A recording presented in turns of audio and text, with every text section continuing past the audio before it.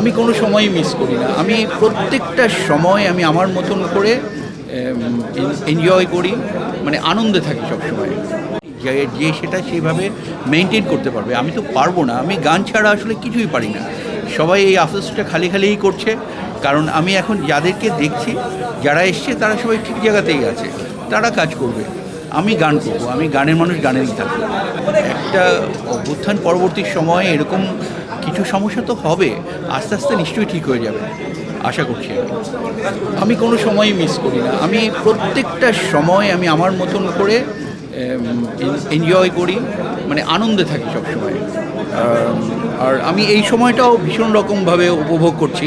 আমি আসলে সময় যেটা করে এসেছি, একটা গান করে এসেছি, ওই গানটা নিয়েই পড়ে থাকি। এই সময়টা আমি মিস তো কিছু করি, কিন্তু ওটা হচ্ছে কম বয়সের এইটা, কিন্তু এই সময়টাকেও আমি আমার মতো করে উপভোগ করছি।